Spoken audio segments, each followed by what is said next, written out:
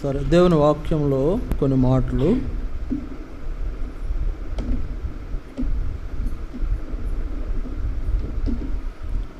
మనం జ్ఞాపకం చేసుకొని ప్రభు బలలో పాలు పొందనంటున్నాము. చూడండి, దేవుని వాక్యంలో ప్రకటన 2వ అధ్యాయం, ప్రకటన 2వ అధ్యాయం, ప్రకటన 2:10 వచనం చదువుకుంటాం. ప్రకటన 2వ అధ్యాయము 10వ వచనం. బలలో పాలు పొందబోయే ముందు ఈ మాటల ద్వారా హెచ్చరించబడిన వారమై ప్రభు బలలో మనం పాలు పొందుటకై ప్రకటన 2వ అధ్యాయము 10వ వచనాన్ని చదువుకుంటాం. ఇదిగో, మీరు శోధింపబడినట్లు అపవాది మీలో కొందరిని చెరలో వేయింపబోచున్నాడు. 10 దినములు శ్రమ కలుగును. మరణం వరకు నమ్మకముగా ఉండుము, నేను నీకు జీవ కిరీటము ఇచ్చేదను. ఇక్కడ ఈ మాటలు చూడండి, మరణం వరకు నమ్మకముగా ఉండుము, నేను నీకు జీవ కిరీటం ఇచ్చేదను. దేవుడి మాటల ద్వారా మనతో మాట్లాడి మనము యోగ్యముగా బలలో పాలు పొందుటకై సిద్ధపరుచును గాక. ఇక్కడ వ్రాయబడిన ఈ మాటల్లో ఒక ప్రాముఖ్యమైన విషయాన్ని గుర్తించండి. మరణము వరకు నమ్మకముగా ఉండుము, నేను నీకు జీవ కిరీటము ఇచ్చేదను. కనుక మరణం వరకు నమ్మకముగా ఉండుట, మరణం వరకు నమ్మకముగా ఉండుట అంటే మరణం వరకు అనే దగ్గర 2 అనే సంఖ్య వేసి కింద ఫుట్ లెటర్స్లో ఒక మాట వ్రాయబడింది. చూడండి, ప్రాణాపాయము వచ్చినను. ప్రాణాపాయం వచ్చినా కూడా ఏం చేయాలంట? నమ్మకంగా ఉండాలంట. కనుక పొందబో శ్రమలకు భయపడవద్దు అంటున్నాడు పైన 9వ వచనంలో. పొందబో శ్రమలకు భయపడవద్దు. ఇదిగో, మీరు శోధింపబడినట్లు అపవాది మీలో కొందరిని చెరలో వేయింపబోచున్నాడు. 10 దినములు శ్రమ కలుగును. నీకు శ్రమ రాబోతుంది. అయినా కూడా ఏం చేయాలి? నువ్వు నమ్మకంగా ఉండాలా. ఎవరికి నమ్మకంగా ఉండాలా? దేవునికి నమ్మకంగా ఉండాలా. దేవుని యొక్క ఏర్పాటులో జీవించే అనుభవంలో మనము ఉండాలని అక్కడ వ్రాయబడుతూ వచ్చింది. చూడండి, 10 దినములు శ్రమ. ఒకరోజు మనకు శ్రమ వస్తేనే మనం దేవుడిని మర్చిపోతాం, దేవుని నుంచి దూరంగా వెళ్ళిపోతాం, దేవుని మందిరానికి రాము, దేవుని ప్రార్థన చేసుకోము, దేవునికి లోబడి జీవించే వారంగా ఉండము. ఒక్క చిన్న శ్రమ వస్తేనే అసలు దేవుడు ఎవరో తెలియనట్టుగా మనము ప్రవర్తించే వాళ్ళము అయిపోతాం. సరే, చిన్న శ్రమ కలగగానే దేవుడిని మర్చిపోతాం, నమ్మకత్వాన్ని కోల్పోతూ ఉంటాం. ఇప్పుడు బలలో పాలు పొందబోయేవాళ్ళు నమ్మకమైన వాళ్ళ, నమ్మకం లేని వాళ్ళ?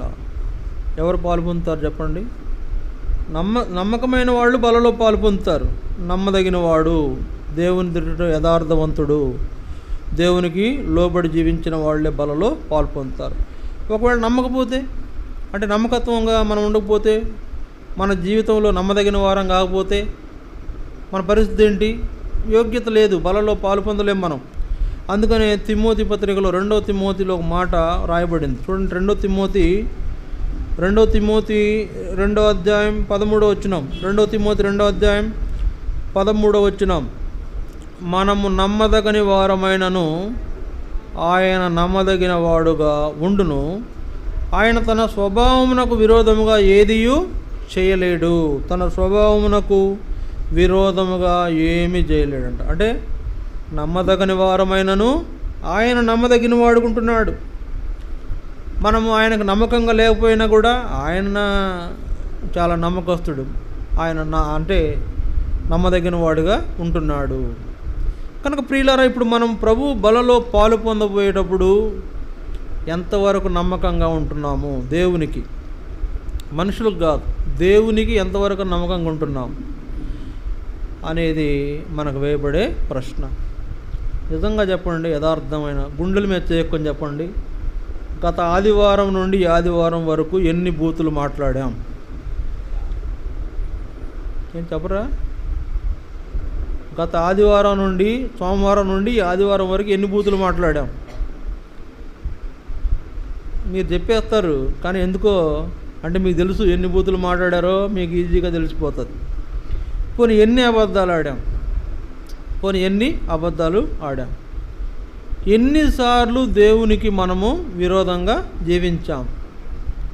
ఎన్నిసార్లు మనము దేవుని యొక్క నామాన్ని వ్యర్థం చేస్తూ వచ్చాం? దేవుడిచ్చినటువంటి దీవెనల ఆశీర్వాదాలను కూడా వ్యర్థపరుచుకుంటూ వచ్చాం. ఏది నేను జీవితం అంతా అడగట్లా, పోయిన సోమవారం నుండి ఇప్పటి వరకు ఎన్ని అబద్ధాలు ఆడాం, ఎన్ని బూతులు మాట్లాడాం, ఎన్ని మోసాలు చేశాం, ఎన్ని దుర్మార్గాలు చేశాం. నేను చెప్తాను మీకు, అంటే ఒకవేళ మీకు అర్థం కాకపోయినా నేను చెప్పేది ఏంటంటే, ఒక చాంతాడంతా లిస్ట్ రాయాల్సి వస్తుంది. ఒక చాంతాడంతా లిస్టు. ఒక పెద్ద దైవజనుడు ఏమన్నాడంటే, హెడ్డీ విలియమ్స్ గారని, ఆయన పంజాబ్లో సేవ చేస్తారు. ఆయన ఒకసారి వాక్యం చెబుతూ ఉన్నాడు, చాలా సీరియస్గా వాక్యం చెప్తున్నాడు. ఆయన అన్నాడు, దేవుని పిల్లలమైన మనము ఎంత తేలిగ్గా అబద్ధాలు ఆడతామంటే అన్నాడు. అంటే నాకు అది భలే ఇప్పుడు గుర్తుండిపోయింది ఆ మాట. దేవుని పిల్లలమైన మనము ఎంత తేలిగ్గా అబద్ధాలు ఆడతామంటే, విశ్వాసులు అబద్ధాలు ఆడొచ్చా అని అడిగాడు. ఇప్పుడు గుర్తుంది నాకు. కాబట్టి విశ్వాసులు తేలిగ్గా అబద్ధం ఆడుతున్నారు దినాల్లో, తేలిగ్గా మోసకార్యాలు చేస్తున్నారు. ఎవరిని మోసం చేస్తున్నారు? దేవుణ్ణే మోసం చేస్తున్నారు. దేవుని ఎదుట మనం దాగి ఉండడం కుదురుద్దా చెప్పండి? దేవుని ఎదుట చూడండి, మొదటి కొరింథీ 4వ అధ్యాయం. 1 కొరింథీ 4వ అధ్యాయం ఒక మాట చూద్దాం. 1 కొరింథీ 4:5 వచనం. 1 కొరింథీ 4:5 వచనం. కాబట్టి సమయము రాకమునుపు, అనగా ప్రభువు వచ్చు వరకు దేనిని గూర్చి తీర్పు తీర్చకుడి. ఆయన అంధకారమందలి రహస్యములను వెలుగులోనికి తెచ్చి హృదయములలోని ఆలోచనలను బయలుపరుచునప్పుడు ప్రతివానికి తగిన మెప్పు దేవుని వలన కలుగును. అంధకారమందలి రహస్యములు ఏం చేస్తాడంట? వెలుగులో తెస్తాడంట. నువ్వు దాచిపెడుతున్నావేమో, నువ్వు కప్పి పెడుతున్నావేమో, నువ్వు పూడ్చిపెడుతున్నావేమో, దేవుడు చూడలేదు అనుకుంటున్నావేమో, అంధకారంలో అంటే మరుగైన అనుకుంటున్నావేమో, అవి వెలుగులోకి తీసుకొస్తాడు దేవుడు. చీకట్లో ఉన్నప్పుడు అటు వెలుగులోకి వస్తే ఏమైతే మొత్తం కనపడిపోతుంది. నీ జాతకం అంతా కనపడిపోతుంది. నువ్వు చేసిన మోసాలు, నువ్వు చేసిన అబద్ధాలు, నువ్వు చేసిన బూతులు, నువ్వు చేసిన దుర్మార్గాలన్నీ కూడా లిస్టు. చూడండి, కీర్తనలు 5వ అధ్యాయము ఆయన దగ్గర ఎలాంటి వాళ్ళు ఉండలేరో రాయబడింది. కీర్తన 5వ అధ్యాయము 4వ వచనం. కీర్తన 5:4. నీవు దుష్టత్వమును చూసి ఆనందించే దేవుడు కాదు, చెడుతనమునకు నీ యొద్ద చోటు లేదు. డాంబికులు నీ సన్నిధిని నిలువలేరు. పాపము చేయవారందరూ నీకు అసహ్యులు. చాలండి, సరే చదవండి. అబద్ధమాడు వారిని నీవు నశింపజేయుదువు. చాలండి, చాలా పెద్ద లిస్టే ఉంది. ఇక్కడ కూడా చాలా పెద్ద లిస్టే ఉంది. కనుక డాంబికులు, దుష్టత్వం చేసేవారు, చెడుతనం చేసేవారు, పాపం చేసేవారు, అబద్ధాలు ఆడేవారు దేవునికి ఇష్టలు కాదు. వాళ్లకు దేవునికి వాళ్ళు అసహ్యులు. ఇప్పుడు నువ్వు అబద్ధం ఆడుతున్నావు అంటే నిన్ను చూసి దేవుడు అసహ్యపడుతున్నాడని అర్థం. భయమే ఇట్లా ఇలాంటి మాటలు చదువుతుంటే భయమే ఇలాంటి మాటలు చదివినప్పుడైనా దేవుడు అమ్మో ఏంటి ఇట్లా గద్దిస్తున్నాడు, ఇట్లా మాట్లాడుతున్నాడు అనిపించట్లా? దేవుడు ఊరికే మాట్లాడతాడా? ఊరికే మనలాంటి ఏంటా అని ఆ మాటలు ఈ మాటలు చెప్పే రకం కాదు ఆయన మాట చెలవివ్వడమే చాలా గొప్ప సంగతి. అట్లాంటి దేవుడు మనతో మాట్లాడుతూ మన లోపాలు ఎత్తు చూపుతున్నప్పుడు ఇంకా గొప్ప సంగతి. ఆయన అంధకారమందలి రహస్యములను వెలుగులోనికి తీసుకొచ్చే దేవుడు. అప్పుడు నువ్వు కనుక అబద్ధం ఆడకపోతే, నువ్వు మోసం చేయకపోతే, నువ్వు బూతులు మాట్లాడకపోతే, చెడు కార్యాలు జరిగిపోతే, దుష్టత్వం జరిగిపోతే, డంబంగా జీవించకపోతే నిన్నేం చేస్తాడు? దేవుడు మెచ్చుకుంటాడు. అంధకారమందలి రహస్యములు వెలుగులో తెచ్చినప్పుడు, ఇదిగో పలానా వ్యక్తి జీవితంలో ఈ చీకటిలోన చేసిన తప్పులను వెలుగులో చూస్తే అయ్యో అవి ఘోరంగా కనపడుతున్నాయంటే మెచ్చుకుంటాడా? వెరీ గుడ్, బాగా చేసామంటాడా? ఏమంటాడు చెప్పండి? ఏరా నాయన ఇంత దుర్మార్గంగా ఉన్నావేంటంటాడు. అందుకే దుష్టులకును డాంబికులకును చెడుతనం చేసేవారికి, పాపం చేసేవారికి, అబద్ధం ఆడేవారికి, నరహత్య జరిగించేవారికి, దేవుడు దగ్గర చోటు లేదు, వాళ్ళు ఆయన దగ్గర నిలవలేరు, వాళ్ళు ఆయన దగ్గర నిలవలేరు, అక్కడ నీ యొద్ద చోటు లేదని వ్రాయబడింది. తప్పు చేసేవాళ్లకు దేవుని యొద్ద చోటు లేదు. తప్పు చేసేటువంటి తప్పు జీవితం కలిగినటువంటి వాళ్లకు ఆయన దగ్గర స్థానం లేదు. అందుకే 7వ వచనంలో ఏమంటున్నాడు? నేనైతే నీ కృపాతిశయమును బట్టి నీ మందిరంలో ప్రవేశించదను, నీ ఎడల భయభక్తులు కలిగి నీ పరిశుద్ధాలయము దిక్కు చూసి నమస్కరించేదను. అయా, డాంబికలుగా ప్రవర్తించేవాళ్ళు, దుష్టత్వం కలిగిన వాళ్ళు, చెడుతనం కలిగిన వాళ్ళు, నరహత్య చేసేవాళ్ళు, అబద్ధాలు ఆడేవాళ్ళు, పాపం చేసేవాళ్లకు నీ యొద్ద చోటు లేదు ప్రభువా. నేనైతే నీ పరిశుద్ధాలయము నీ కృపాతిశయమును బట్టి నీ మందిరంలో ప్రవేశిస్తాను, నిన్ను నమస్కారం చేస్తాను అంటున్నాడు. కాబట్టి ప్రియులారా, అంధకారములో చేసే తప్పులు బయటకు కనపడవని తెలియవని చూడండి. అక్కడేం రాయబడింది? హృదయములో అంధకారం. అదే చూడండి, 1 కొరింథీ 4వ అధ్యాయము అక్కడేం రాయబడింది? అంధకారమందలి రహస్యములను వెలుగులోనికి తెచ్చి హృదయములోని ఆలోచనలు బయలుపరుస్తాడంట ఆయన. అంధకారమందలి రహస్యములు వెలుగులో తీసుకొచ్చి నీ హృదయంలోని ఆలోచనలను బయలుపరుస్తాడు, తెలియజేస్తాడంట, తెలుపుతాడు. నీ యొక్క స్థితి, నీ పరిస్థితి అంతా కూడా ఏమవుద్ది? క్లియర్ కట్టుగా, తేటగా కనబడేటట్లు చేస్తాడు. కనుక ప్రియులారా, నమ్మకంగా ఉంటున్నామా దేవునికి? అంటే ఏం చెప్తాను చెప్పండి? నమ్మకంగా ఉంటున్నామా? దేవునికి నమ్మకస్తులమేనా? దేవుని మోసగిస్తున్నామా? దేవుని దగ్గర బొంకుతున్నామా? దేవుని దగ్గర అబద్ధాలు ఆడుతున్నామా? అంటే అలాంటి పరిస్థితి కలిగిన వారెవ్వరు కూడా నమ్మకంగా ఉండలేరు. కనుక ఏమంటున్నాడు? మరణం వరకు నమ్మకముగా ఉండుము, నేను నీకు జీవ కిరీటం ఇచ్చేదని అంటున్నాడు. సరే, ఇప్పుడు మనం ఒక వ్యక్తిని చూద్దాం. చూడండి, యోబు గ్రంథం 1వ అధ్యాయం. యోబు గ్రంథం 1వ అధ్యాయము, యోబు గ్రంథం 1వ అధ్యాయము, లేకపోతే దానికంటే ముందు యాకోబు పత్రిక చూడండి. యాకోబు పత్రికలో యాకోబు రాశాడు. యాకోబు పత్రిక 5వ అధ్యాయం 10-11 వచనాలు. యాకోబు పత్రిక 5వ అధ్యాయము 10-11 వచనాలు.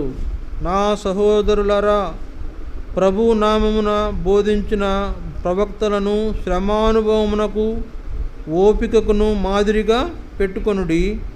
సహించిన వారిని ధన్యులనుకొనుచున్నాము కదా. మీరు యోబు యొక్క సహనమును గూర్చి వింటిరి. ఆయన ఎంతో జాలియు కనికరమును గలవాడని మీరు తెలుసుకొని ఉన్నారు. మరణము వరకు ఏం చేయాలా? 10 దినములు శ్రమ కలుగును. సాతాను అపవాది మీలో కొందరిని చెరలో వేయింపబోతున్నాడు. 10 దినములు నీకు శ్రమ కలుగుతుందంట. శోధన వస్తుంది. 10 దినములు నువ్వు శోధించబడే పరిస్థితి ఉంది. అప్పుడు ఏం చేయాలా? మరణం వరకు నమ్మకముగా ఉండదు. కనుక ఇలాంటి అనుభవాలు ఎవరున్నారంట? యోబు ఉన్నాడు. అందుకే 5వ అధ్యాయం, యాకోబు 5వ అధ్యాయం 11వ వచనం, సహించిన వారిని ధన్యులనుకొనుచున్నాము కదా. మీరు యోబు యొక్క సహనమును గూర్చి వింటిరి. ఆయన ఎంతో జాలియు కనికరమును గలవాడని మీరు తెలుసుకొని ఉన్నారు. యోబుని గురించి యాకోబు మాట్లాడుతున్నాడు. యోబు యొక్క సహనము గురించి మీరు వింటిరి కదా. ఇప్పుడు చెప్పండి, ఇప్పుడు రండి యోబు గ్రంథం 1వ అధ్యాయం. యోబు గ్రంథం 1వ అధ్యాయం, యోబు గ్రంథం 1వ అధ్యాయం 12వ వచనం. యోబు గ్రంథం 1:12. యెహోవా, ఇదిగో అతనికి కలిగిన సమస్తమును నీ వశమున ఉన్నది, అతనికి మాత్రము ఏ హానియు చేయకూడదని అపవాదికి చెలవీయగా వాడు యెహోవా సన్నిధి నుండి బయలు వెళ్ళెను. ఇక్కడ మనం చూస్తున్నాం, ఇందాక చూసిన 1:10 ఏం చూసాము? యోబు చుట్టూ దేవుడు ఏం చేశాడు? కంచె వేశాడు. యోబు చుట్టూ కంచె వేశాడు కనుక అపవాది సాతానుడు ఏం చేశాడు? జ్వరబడలేకపోయాడు. సాతానుడు యోబుని ఏమీ ముట్టుకోలేకపోయాడు, యోబుని టచ్ చేయలేకపోయాడు. ఇప్పుడు యోబు జీవితంలో ఒక సంఘటన చూస్తున్నాం. ఏమంటే 12వ వచనంలో, ఇదిగో అతనికి కలిగిన సమస్తమును నీ వశమున ఉన్నది, అతనికి మాత్రము ఏ హానియు చేయకూడదని అపవాదికి తెలియదు. అతనికి కలిగినదంతటిని కూడా నీకు అప్పగిస్తున్నాను. ఇప్పుడు ఆ దేవుడు యోబు చుట్టూ వేసిన కంచెని ఏం చేశాడు? తొలగించాడు. కంచె వేయటమే కాదు, కంచె తీయటం కూడా చేస్తాడు ఈయన. దీన్ని బట్టి నాకు అర్థమైంది. నీవు కంచె వేయబడిన స్థితిలో ఉండటమే కాకుండా కంచె తీయబడిన స్థితిలో కూడా నిన్ను ఆ అనుభవంలోకి కూడా తీసుకొస్తాడు. ఎందుకు తీసుకొస్తాడు చెప్పండి? యోబు భక్తుడే కదా, యోబు యథార్థవంతుడే కదా, యోబు న్యాయవంతుడే కదా, యోబు దేవుని యందు భయభక్తులు కలిగి మరి చెడుతనం లేకుండా జీవించినోడే కదా. మరి ఎందుకు ఈయనకు చుట్టూ వేసిన కంచెను దేవుడు తొలగించాడు? ఎందుకు తొలగించాడు? మన అంశం ఏంటి? మరణం వచ్చినా కానీ నమ్మకముగా ఉండుము, మరణం వచ్చినా నమ్మకముగా ఉండుము.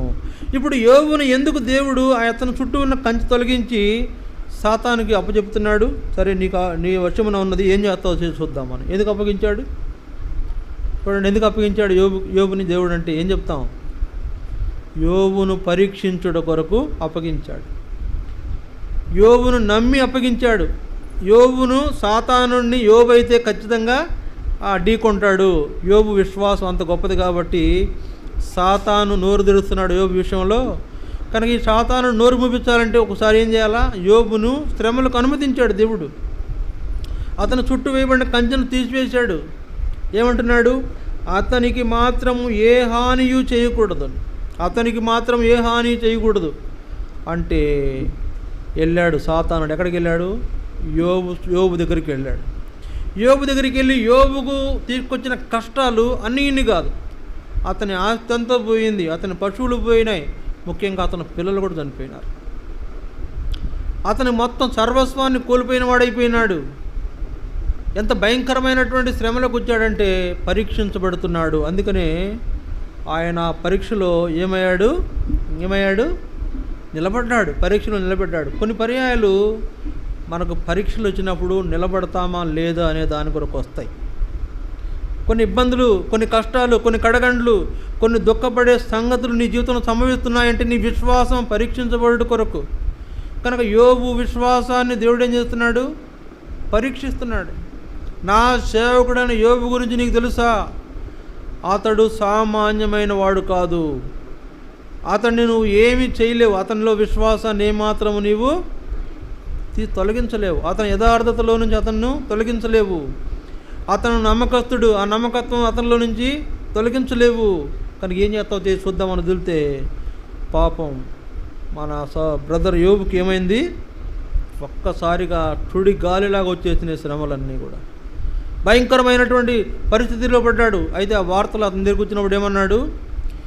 యెహోవా ఇచ్చెను, యెహోవా తీసుకొనెను, యెహోవా నామమునకే స్తుతి కలుగునన్నాడు.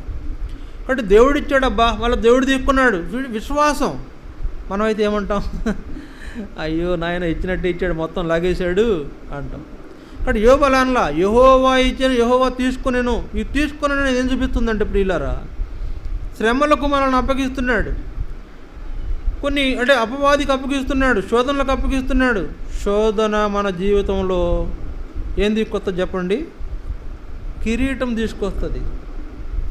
మన జీవితంలో శోధన కిరీటం తీసుకొస్తుంది. అందుకనే మరణం వరకు నమ్మకముగా ఉండుము, నేను నీకు జీవ కిరీటాన్ని ఇస్తానని చెప్పాడు. కనుక శోధన మన జీవితంలో కిరీటం తీసుకొస్తుంది. శోధన మన జీవితంలో రెట్టింపు ఆశీర్వాదాన్ని తీసుకొస్తుంది. శోధన మన జీవితంలో ఆయన ఎదుట ధైర్యంగా నిలబడే స్థితిలోకి మనలను తీసుకొస్తుంది. ఇప్పుడు యోబు జీవితంలో ఏమైంది? ఆ కంచె తీసివేశాడు. సాతానుడు యోబును పెట్టిన కష్టాలన్నీ ఈ కష్టములన్నీ కూడా కలిగిన ఏమన్నాడు? దేవుడెంతో గొప్పవాడు, దేవుడెంతో యథార్థవంతుడు, దేవుడు అన్యాయము చేసేవాడు కాదు, దేవుడు అన్యాయము చేసేవాడు కాదు. అందుకే ఏం రాయబడింది చూడండి, 22వ వచనం, 1వ అధ్యాయం 22వ వచనంలో, ఈ సంగతులలో ఏ విషయమందును యోబు ఏ పాపమును చేయలేదు, దేవుడు అన్యాయము చేశానని అస్సలు చెప్పలేదు. ఇంత జరుగుతుంటే మనమైతే ఏం చెప్తాం చెప్పండి? చాలా చెప్పేస్తాం మనమైతే. కనుక యోబు ఏం చెప్తున్నాడు? దేవుడు అన్యాయం చేశానని చెప్పలేదు. సరే, అయిపోయింది. మళ్ళా సాతానుడు దేవుని దగ్గరికి వెళ్ళాడంట, మళ్ళీ వెడితే దేవుడు అడిగాడు, మేమన్నాడు 3వ వచనం, 2వ అధ్యాయం 3వ వచనం, అందుకు యెహోవా, నీవు నా సేవకుడైన యోబు సంగతి ఆలోచించుదివా, అతడు యథార్థవర్తనుడును న్యాయవంతుడునై దేవుని యందు భయభక్తులు కలిగి చెడుతనము విసర్జించిన వాడు భూమి మీద అతని వంటి వాడెవడునూ లేడు. నిష్కారణముగా అతనిని పాడు చేయుటకు నీవు నన్ను ప్రేరేపించినను అతడు ఇంకను తన యథార్థతను వదలక నిలకడగా ఉన్నాడు. ఇంకా నిలకడగా ఉన్నాడు. దేంట్లో? యథార్థతలో. దేంట్లో? భయభక్తులు కలిగి ఉండట్లో. దేంట్లో? న్యాయముగా నడుచుకున్నట్లో. దేంట్లో అంటే ఆయన్ని ప్రేమించుట్లో, ఆయనకు నమ్మకంగా ఉండట్లో, ఆయన కొరకైన భక్తి కలిగి ఉండట్లో ఇంకా నిలకడగా ఉన్నాడు. చూడండి, ఒక 100 కోట్ల ఆస్తి ఉంది, ఆస్తి అంతా నష్టపోయాడు. ఇప్పుడు ఏం చేస్తాము? ఏం చేస్తాడు? ఏం చేయాలి? లెక్క ఏం చేయాలా? లబోదీపం అని ఏడవాలా? అలా ఆవిడ ఆయన ఎదురు బుదురు కూర్చొని వామ్మో నా మనకి ఎంత జరిగిందని కూర్చొని ఆడవలసిన దగ్గర ఏం చేస్తున్నాడు? యథార్థంగా ఉన్నాడు. దేవుడు ఇచ్చాడు, దేవుడు తీసుకున్నాడు. ఇంకోటి ఏంటి? అవసరమైతే మళ్ళీ ఇస్తాడు. నేను కనుక యథార్థంగా ఉంటే, నేను నమ్మకంగా ఉంటే, నేను నా యొక్క భయభక్తులు కలిగి ఆయన మీద భయభక్తులు నిలిపిన వాడినైతే ఏం చేస్తాడు దేవుడు? ఏం చేస్తాడు? మళ్ళీ ఇస్తాడు. మళ్ళీ ఇస్తాడని అనుకున్నాడు కనుకనే యథార్థతను వదలక నిలకడగా ఉన్నవాడుగా మనం చూస్తున్నాం యోబును. సరే, కనుక కంచె వేయటం అనే దగ్గరేమో ఏమి చేమగుట్టినట్టు కూడా తెలియదు మనకు. కంచె తీయబడినప్పుడు, కంచె తీసినప్పుడు కలిగే శ్రమల్లో యోబులాగా నిలబడగలుగుతామా? ఒక వారం జ్వరం వస్తే 4 వారాలు ఎగ్గొడతా ప్లాన్ చేస్తున్నావు నువ్వు మందిరం కదా. ఒక వారం జ్వరం వస్తే 4 వారాలు ఎగ్గొడతా ప్రయత్నం చేస్తున్నాం.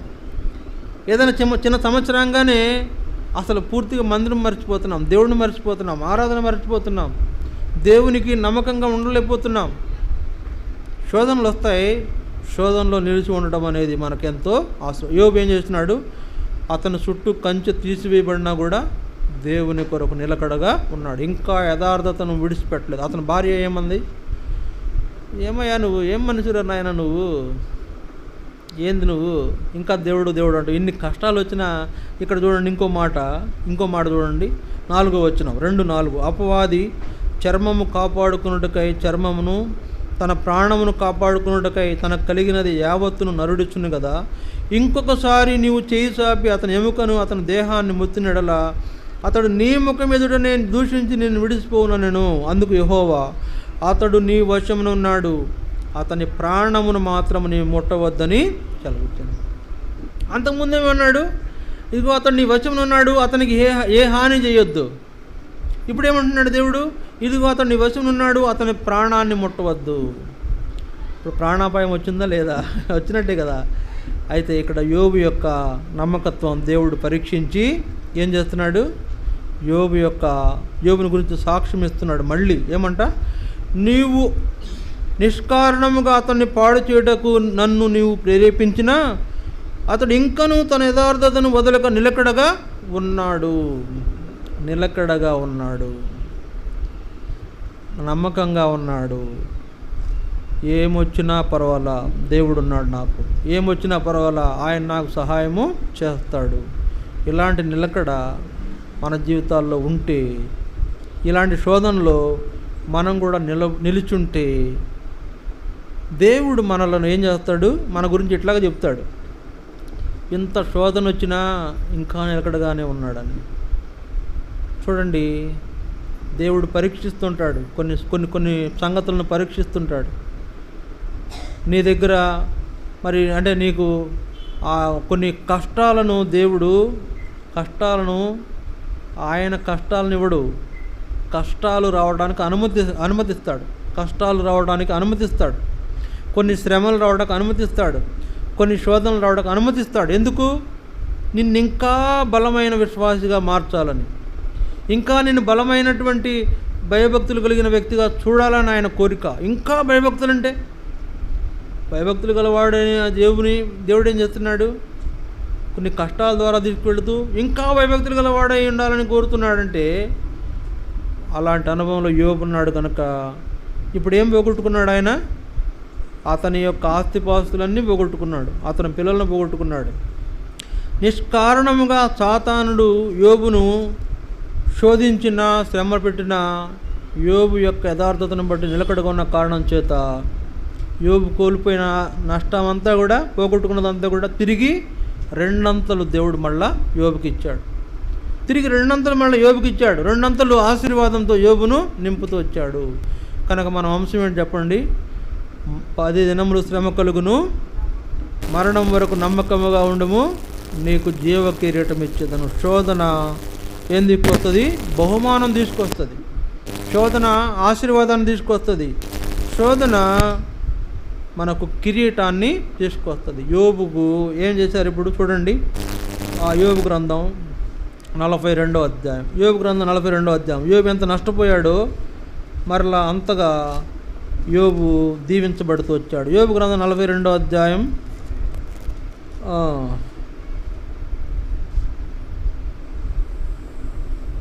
యోబు 2వ అధ్యాయము 11వ వచనం. 10వ వచనం చూడండి. మరియు యోబు తన స్నేహితుల నిమిత్తమై ప్రార్థన చేసినప్పుడు యెహోవా అతని క్షేమస్థితిని మరలా అతనికి దయచేసెను.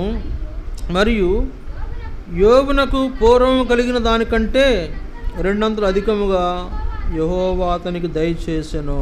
తర్వాత అప్పుడు అతని సహోదరులందరూ, అతని అక్క చెల్లెండందరూ, అంతకుముందు అతనికి పరిచయులైన వారును వచ్చి అతనితో కూడా అతని ఇంట అన్నపానములు పుచ్చుకొని యెహోవా అతని మీదకి రప్పించిన సమస్త బాధను గూర్చి ఎంత లేచి దుఃఖములు పొందితివని అతని కొరకు దుఃఖించుచు ఓదార్చిరి. ఇదియుగాక ఒక్కొక్కడు ఒక వరహాను, ఒక్కొక్కడు బంగారు ఉంగరమును తెచ్చి అతనికి తెచ్చి ఇచ్చెను. ఇక్కడ ఈ విషయం చూడండి. ఒక్కొక్కడు ఒక వరహాను, ఒక్కొక్కడు బంగారు ఉంగరమును తెచ్చి ఇచ్చెను. ఇప్పుడు యోబుకి ఏమొచ్చింది? పోగొట్టుకున్న దానికంటే ఎక్కువ వచ్చింది, నష్టపోయిన దానికంటే ఎక్కువ వచ్చింది. రావడానికి గల కారణం ఏంటి? నమ్మకస్తుడు, యథార్థవంతుడు, దేవుని యందు భయభక్తులు కలిగిన విషయంలో దేవునికి విపరీతంగా నచ్చాడు. అతను ఎట నచ్చాడు తెలిసిన? యోబు దేవునికి ఎట్లా నచ్చాడంటే విపరీతంగా నచ్చాడు. మరి అందుకే చెప్తున్నాడు అతడు యథార్థవంతుడు. ఒకసారి రెండు సార్లు కాదు. యోబు గ్రంథం 1వ అధ్యాయంలో, 2వ అధ్యాయంలో, మళ్ళీ 42వ అధ్యాయంలో చెప్తున్నాడు అతడు యథార్థవంతుడు, అతడు నన్ను గురించి యుక్తమైనది మాట్లాడతాడు, అతడు నన్ను గురించి చాలా చక్కగా ఆలోచిస్తాడు. ఏమంటాడు? యెహోవా ఇచ్చాడు, యెహోవా తీసుకున్నాడు, ఏమొచ్చినా కూడా ఆయనకే స్తుతి, ఏమున్నా లేకపోయినా ఆయనకే స్తుతి. ఆయన ఏమన్నాడు? యోబు ఇంకో మాట అన్నాడు, దిగంబరిగా ఈ లోకానికి వచ్చాను, మళ్ళీ దిగంబరిగానే పోతానయ్యా. ఏం దీని గురించి ఆలోచిస్తున్నారు చెప్పగలమా? ఆయన అన్నాడు యోబు. అందుకే యాకోబు పత్రికలో ఏం రాయబడింది? యోబు సహనమును గూర్చి మీరు విన్నారు కదా, అతను మామూలు సహనం గలవాడు కాదు, అతను ఎంతటి శోధన వచ్చినా కూడా నిలకడగా ఉన్నాడు అనేటువంటి అనుభవము ఇప్పుడు అతనికి ఏం దిక్కొచ్చింది? 2 అంతల ఆశీర్వాదము తీసుకొచ్చింది. కనుక యోబు వలె మనం ఉండగలుగుతామా? శోధన వచ్చింది, ఉండగలుగుతామా? కొన్ని శ్రమలు వస్తాయి, ఉండగలుగుతామా? ఇప్పుడు మనం యోబును చూసాం. యోబు జీవితంలో శ్రమలలో ఆయన నిలబడి నమ్మకంగా ఉన్న కారణం చేత యోబు 2 అంతల ఆశీర్వాదాన్ని పొందాడు. ఇప్పుడు చూడండి ఇంకో మాట చూద్దాం. హెబ్రీ పత్రిక 4వ అధ్యాయము 15వ వచనం. హెబ్రీ 4వ అధ్యాయము 15వ వచనం దయచేసి చూడండి. మన బలహీనతల యందు కానీ సమస్త విషయములలోనూ మన వలనే శోధింపబడినను ఆయన పాపము లేనివాడుగా ఉండెను. చాలండి, ఆయన పాపము లేనివాడుగా ఉండెను. యోబుని గురించి రాయబడినట్లు ఇక్కడ యేసు ప్రభు గురించి కూడా రాయబడతా వచ్చింది. ఏమని? ఆయన మన వలె శోధింపబడినను ఆయన పాపము లేనివాడుగా ఉండెను. సమస్త విషయములలోనూ మన వలె శోధింపబడినను ఆయన పాపము లేనివాడుగా ఉండెను. ఎవరండి ఆయన? మొదట మనం ఎవరిని చూసాము? యోబును చూసాం. ఇప్పుడు రెండోది ఎవరిని చూస్తున్నాము? మన ప్రధాన యాజకుడైన యేసు ప్రభువుని గురించి చూస్తున్నాం. మన ప్రధాన యాజకుడైన యేసు ప్రభు. సరే, యోబుకు వచ్చిన శోధన ఏంటి? ఆయన ఆస్తిపాస్తులు కోల్పోయాడు, తన పిల్లలను కోల్పోయాడు. మరి అతనికి ఆ దేహంలో అనారోగ్యం కలగటాన్ని మాత్రము చూశాడు యోబు. కానీ ఇప్పుడు మనం చూస్తున్న రెండో సందర్భంలో యేసు ప్రభు, మన ప్రధాన యాజకుడైన యేసు ప్రభువు మన బలహీనతల యందు మనతో సహానుభవం లేనివాడు కాడు, కానీ సమస్త విషయములలోనూ మన వలెనే శోధించబడిన అనుభవం ఆయనకు కూడా ఉంది. యేసు ప్రభు కూడా శోధన వచ్చింది. యేసు ప్రభుకు వచ్చిన శోధన డైరెక్ట్గా అపవాది ఆయన దగ్గరకు వచ్చాడు. ఎక్కడికి వచ్చాడు? యేసు ప్రభు దగ్గరికి వచ్చాడు. అపవాది అని తెలుసుగా, ఎవరు? అపవాది. దానికి కరుణామయుడైన సినిమాలు ఇట్లా చూపించారు. ఏమంటే ఇంత నల్లగా ఆకారం ఉండి 2 కొమ్ములు ఉన్నట్టు చూపించారు కరుణామయుడైన సినిమాలో. అట్లా ఉంటాడని నేను అనుకోలే. కానీ ఇప్పుడు దీన్ని బట్టి మనకు ఏమర్థమవుతుంది? వాడు ఒక వికారమైన వాడు, వికృతమైన వాడు. వాడు డైరెక్ట్గా యేసుప్రభు దగ్గరికి వచ్చాడు. ఏది? ఒక దయ్యంలాగా వచ్చాడు అనుకుందాం. దయ్యంలాగా వచ్చాడు. నీ దగ్గరికి వస్తే ఎప్పుడన్నా ఏం చేస్తావు? ఒకవేళ నీ దగ్గరికి ఒక దయ్యం వచ్చిందనుకోండి, నేను శోధించడానికి వచ్చిందనుకోండి, ఏం చేస్తాం? చెప్పండి. భయపడిపోతాం. అమ్మో, భయపడిపోతాం. కానీ యేసుప్రభు దగ్గరికి అపవాది వచ్చినప్పుడు యేసుప్రభు భయపడ్డా? భయపడలా. ఏమన్నాడు? అపవాదిని ఎదిరించాడు, అపవాదిని గద్దించాడు. అపవాది చూడండి, మత్తయి సువార్త 4వ అధ్యాయం. మత్తయి సువార్త 4వ అధ్యాయము, అక్కడ ఒక మాట చూద్దాం. మత్తయి సువార్త 4వ అధ్యాయం. మత్తయి సువార్త 4:1 వచనం. అప్పుడు యేసు అపవాది చేత శోధించబడుటకు ఆత్మ వలన అరణ్యమునకు కొనిపోబడెను. అపవాది వలన శోధించబడుటకు ఆత్మ ఆయన ఎక్కడ తీసుకెళ్ళిందంట? అరణ్యంలోనికి తీసుకెళ్ళిందంట. కనుక ఇప్పుడు యేసుప్రభు అపవాది చేత శోధించబడినప్పుడు అపవాదిని ఏం చేశాడు? ఎదిరించాడు, అపవాదిని గద్దించాడు. అపవాదిని ఏమన్నాడు? సాతానా, నా వెనుకకు పొమ్ము అన్నాడు.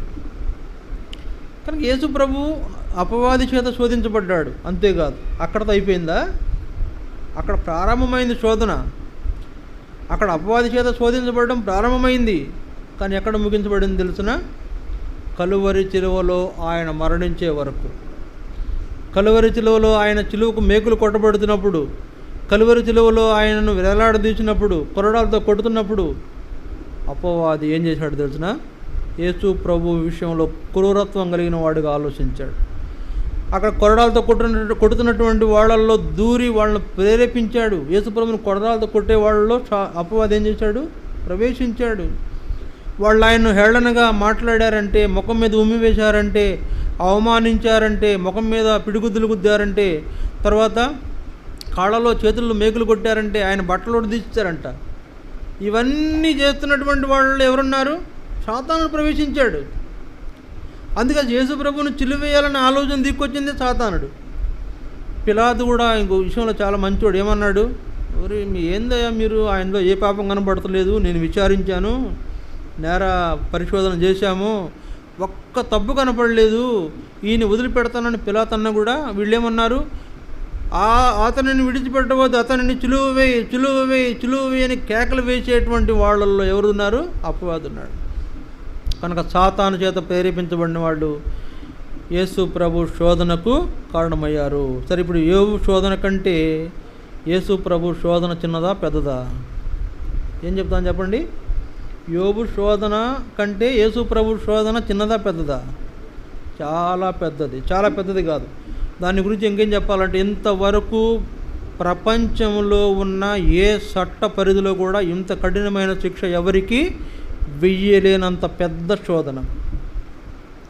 చూడండి, మనలాంటి వాడే యేసుప్రభు కూడా దేవుని స్వరూపాన్ని విడిచిపెట్టి లోకంలో మనలాగానే జీవించాడు, మనలాగానే పుట్టాడు, మనలాగానే పెరిగాడు, మనలాగా ఆయనకి ఆకలైంది, మనలాగా అన్నం తిన్నాడు, మనలాగా నిద్రపోయాడు, మనలాగా పనులు చేశాడు, వడ్రంగం చేసేవాడంట. యేసుప్రభు మంచి నేర్పరితనంగల పనివాడు, వడ్రంగం చేశాడంట.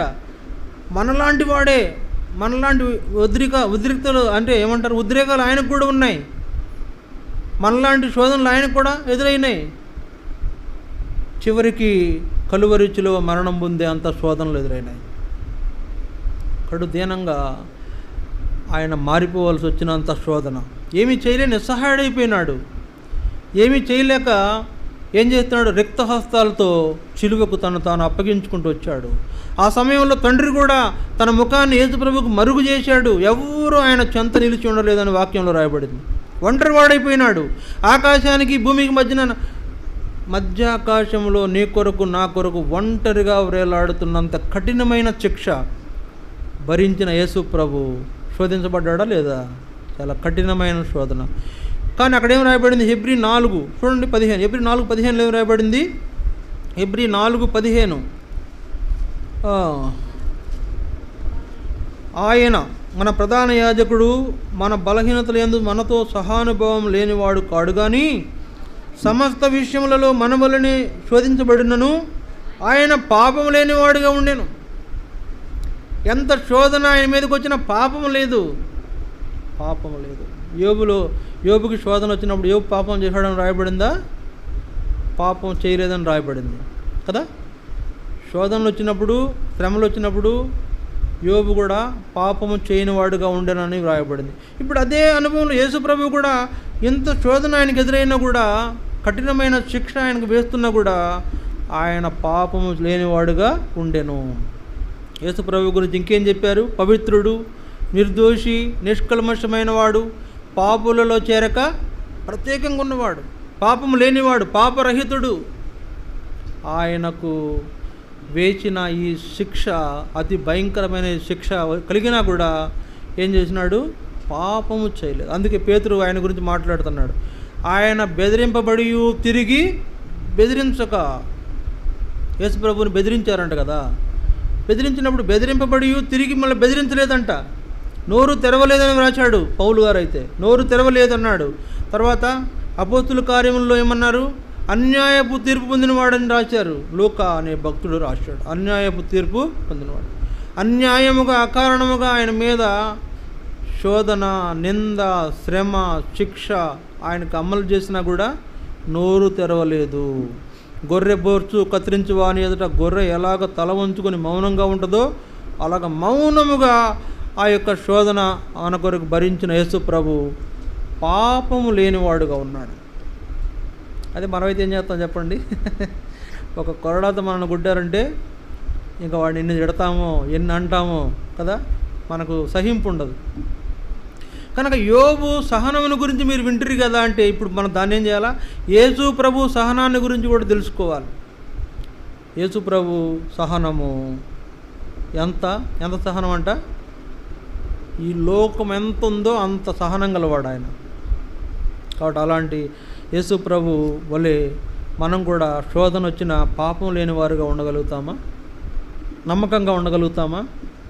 నేను మళ్ళీ చెప్తున్నా, నీకు శోధన కిరీటాన్ని తీసుకొస్తుంది, శ్రమ నీకు బహుమానాన్ని తీసుకొస్తుంది. కనుక శ్రమ కలగ్గానే ఏం చేస్తామంటే నమ్మకత్వాన్ని కోల్పోతాం. శ్రమ కలగ్గానే ఏంటంటే దేవునికి దూరం అయిపోతాం. శోధనలు రాగానే ఇక దేవుడిని నిందించడం ప్రారంభిస్తాం కదా. ఏం చేయాలి మనం? చూడండి, రోమా 5వ అధ్యాయం 4వ వచనం చూడండి. రోమా 5వ అధ్యాయం 3-4 వచనాలు కలిసి ఉన్నది చూడండి. రోమా 5:3-4. అంతేకాదు, శ్రమ ఓర్పు పరీక్షను, పరీక్ష నిరీక్షణను కలుగుజేయనని ఎరిగి శ్రమలయందును అతిశయపడుదుము. ఏమన్నాడు ఇక్కడ? శ్రమలయందును అతిశయపడుదుము. శ్రమలలో అతిశయం, శ్రమలలో. అందుకే చూడండి 5వ వచనం, ఎందుకనగా ఈ నిరీక్షణ మనలను చిగ్గుపరచదు. ఈ నిరీక్షణ మనలను చిగ్గుపరచదు.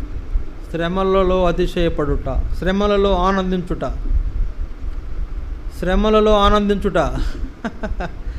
అన్నీ కలిగి ఉండి ఆనందించడం కాదు ఇక్కడ, శ్రమలలో ఆనందించుట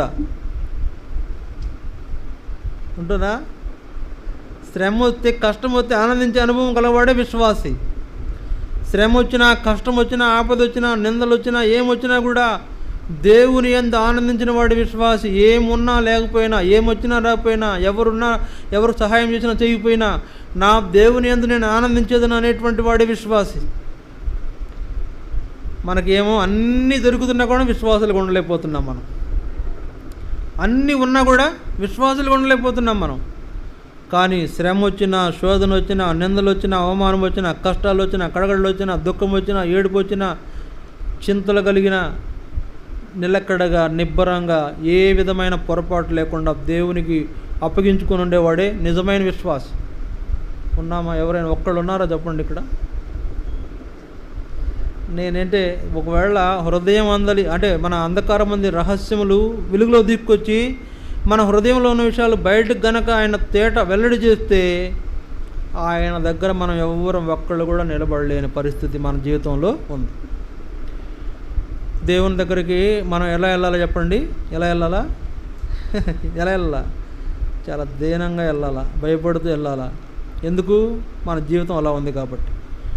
అందుకే అక్కడ హెబ్రీ 4:15 మనం చదివాం. 16లో ఏముంటుంది?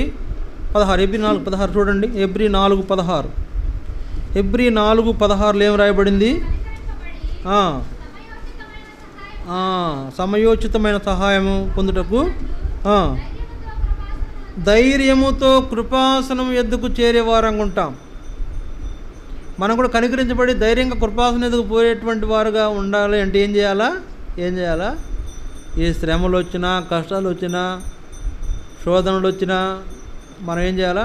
నిలకడగా ఉంటే ఆయనకి ఎదురుకొచ్చే ధైర్యం మనకు ఉంటుంది. లేకపోతే ఎక్కడికి వెళ్తాం? ఎవరు చెప్తాం?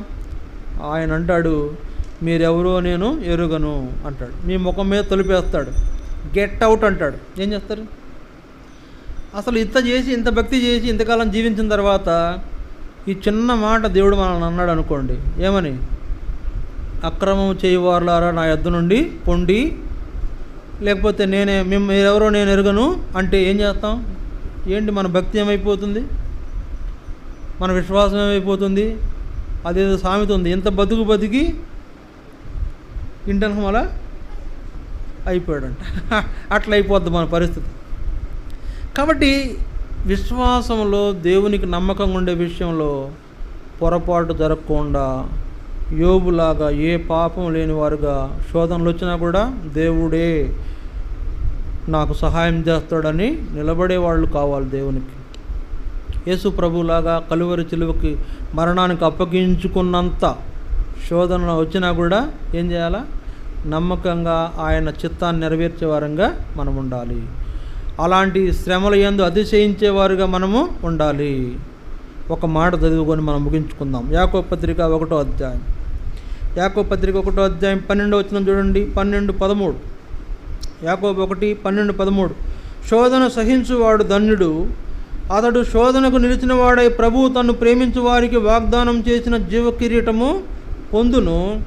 దేవుడు కీడు విషయమై శోధింపబడనేరడు, ఆయన ఎవరిని శోధింపడు గనుక ఎవడైనాను శోధింపబడినప్పుడు నేను దేవుని చేత శోధింపబడుచున్నానని అనకూడదు.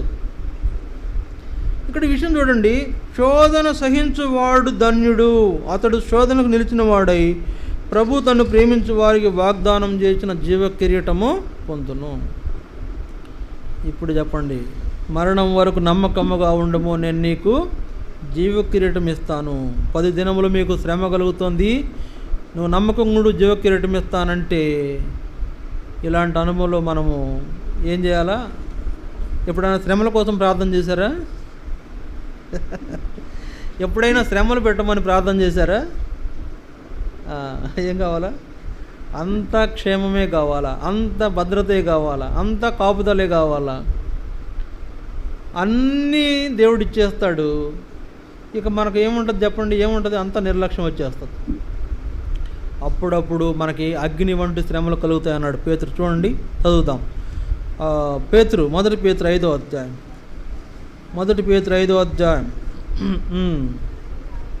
12వ వచనం నుండి, ప్రియులారా, మిమ్మల్ని శోధించుటకు మీకు కలుగుతున్న అగ్ని వంటి మహాశ్రమను గూర్చి మీకేదో ఒక వింత సంభవించినట్లు ఆశ్చర్యపడకుడి. ఏంటంట? మీకు కలుగుతున్న అగ్ని వంటి శ్రమలను గూర్చి మీకేదో వింత కలుగుతున్నట్లు ఆశ్చర్యపడొద్దు.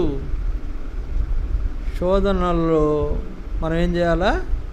అగ్ని లాంటి శోధనలు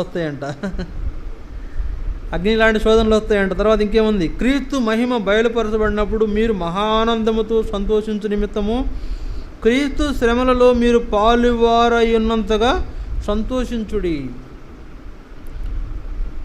కనుక శ్రమలు వచ్చినప్పుడు మనం ఏం చేయాలా? ఆనందించాలంట. శ్రమల్లో ఆనందించడం నేర్చుకోండి. యేసు ప్రభువు కూడా కలువరి చిలువలో ఆయన కడు దీనంగా ఉన్నప్పటికీ చివరికి ఒకటి జరిగింది. ఏంటి చెప్పండి? ఆనందించాడు. ఏం ఆనందించాడు? అబ్బా, ఇంతమందికి నేను గొప్ప రక్షణ సంపాదించగలిగానని ఆనందించాడు. ఇదిగో నా చిలువ కార్యం వల్ల, ఈ శ్రమ వల్ల లోకములో ఉన్న పాపులందరికీ రక్షణ కలిగేది, పాప క్షమాపణ కలిగేదిగా ఉందని ఆనందించాడు. అందుకే హెబ్రీలో రాశారు 12వ అధ్యాయంలో, హెబ్రీ 12వ అధ్యాయంలో పౌలు రాస్తూ వచ్చాడు. ఏం రాస్తూ వచ్చాడు చూడండి. హెబ్రీ 12:2 మనము కూడా ప్రతి భారమును సులువుగా చిక్కులుపెట్టి పాపమును విడిచిపెట్టి విశ్వాసమునకు కర్తయు దాన్ని కొనసాగించువాడినైన యేసు వైపు చూస్తూ మన ఎదుట ఉంచబడిన పందెములో ఓపికతో పరిగెత్తుదము. ఆయన తన ఎదుట ఉంచబడిన ఆనందం కొరకై అవమానము నిర్లక్ష్యపెట్టి చిలువను సహించి దేవుని సింహాసనం యొక్క కుడి పార్శ్వమున ఆసీనుడై ఉన్నాడు. తన ఎదుట ఉంచబడిన ఆనందంతో ఆయన ఆనందించాడు. సంఘమును చూసి ఆనందించాడు. రక్షించబడిన పాపిని చూసి ఆనందించాడు. సాతాను యొక్క ఓటమిని చూసి ఆనందించాడు. దేవుడు ఆ చిలువ కార్యం ద్వారా సంతోషిస్తున్న విషయాన్ని బట్టి యేసు ప్రభు ఆనందించాడు. అంత శ్రమలో కూడా ఆనందించడం అంటే మామూలు విషయం కాదు కదా. శ్రమల్లో ఆనందించడం నేర్చుకోండి. మీకు బాప్తిస్మం ఇచ్చినప్పుడు ఏం చెప్పారు? ఏమన్నారు చెప్పండి? చెప్పడానికి చాలా ఉంది, వింటా గోపిక ఉండాలి. మీకు బాప్తిస్మం ఇచ్చినప్పుడు ఏమన్నారు? ఇక్కడ నిలబెట్టి అటు తిప్పారు కదా, నేను అడిగారు కదా, కొన్ని బాప్తిస్మం పొందాక కొన్ని శ్రమలు వస్తాయి, దేవునికి నమ్మకంగా ఉంటామన్నారా లేదా? మీరేమన్నారు? ఉండవంటే ఆ రోజునే మీ బాప్తిస్మం ఇచ్చేవాళ్ళు కాదు కదా. ఆ రోజునే నీకు ఇవ్వడం కుదరదు, కూర్చో అనేవాళ్ళు.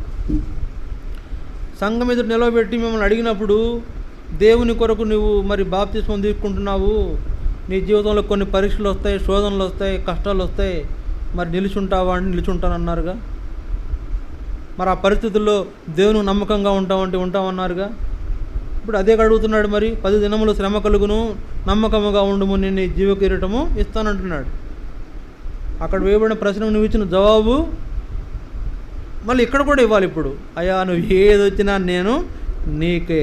పౌలు గారు ఒక మాట అన్నాడండి, అసలు ఇదంతా కాదు, నా మట్టుకైతే బ్రతకడం కొరకైతే దేవుని కొరకు బ్రతుకుతాను, ఒకవేళ చనిపోవాల్సి వస్తే దేవుని కొరకు చనిపోతానని చెప్పగలమా? అలాంటి అనుభవము అంటే శ్రమలలో కూడా ఆనందిస్తూ ఏ విధమైన పాపము లేని వారంగా దేవునికి అపనమ్మకస్తులుగా ఉండకుండా దేవుని యొక్క నమ్మకస్తులుగా ఉండాలనేది మనకు దేవుడిస్తున్న హెచ్చరిక. 10 దినములు శ్రమ కలుగును. ఇదిగో అపవాది మీలో కొందరిని శోధించబోతున్నాడు. 10 దినములు శ్రమ కలుగును, మరణం వరకు నమ్మకముగా ఉండము, నేను నీకు జీవ కిరీటం ఇచ్చేదను. అలాంటి వాళ్ళే, నమ్మకంగా ఉన్న వాళ్ళే బలలో కూడా యోగ్యంగా పాలు పొందుతారు. ఒకవేళ నమ్మకంగా లేకపోతే పరీక్షించుకోవాలి, సరి చేసుకొని బలలో పాలు పొందాలి. కానీ జీవితంలో ఎన్ని పరీక్షలైనా ఎదుర్కొంటానికి సిద్ధపడం, కానీ బల్ల దగ్గర మాత్రం ప్రతిసారి అయ్యా నిజమేనయ్యా, నువ్వు చెప్పింది కరెక్టే, నేను ఎంతో దుర్మార్గము చేశాను, ఎంతో పాపం చేశాను, ఎన్ని వారాలు చెప్తాం? ఇంక ప్రతి వారం ఇదే చెప్పాలి. ఇక పరీక్షించుకో, నువ్వు మళ్ళీ ఏమైనా సరి చేసుకో, ఆ అవసరతే లేకుండా ఎల్లప్పుడూ ప్రభువుకు నమ్మకంగా ఉండాలి. మనం ఎల్లప్పుడూ నువ్వు ఏం చేస్తున్నా, నిద్రపోతున్నా, పని చేసుకుంటున్నా, నడుస్తున్నా, పడుకున్నా, కూర్చున్నా, ఎవరితోనైనా మాట్లాడుతున్నా, ఏం చేస్తున్నా కూడా దేవునికి నమ్మకంగా ఉండాలి. దేవుని భయభక్తులు కలిగిన వ్యక్తిగానే ఉంటే బలలో పాలు పొందడం చాలా సులభం. మోకరించండి. వాక్యాన్ని ఆధారం చేసుకుని మనం ప్రభు బలలో పాలు పొందుతాం. మోకరించండి.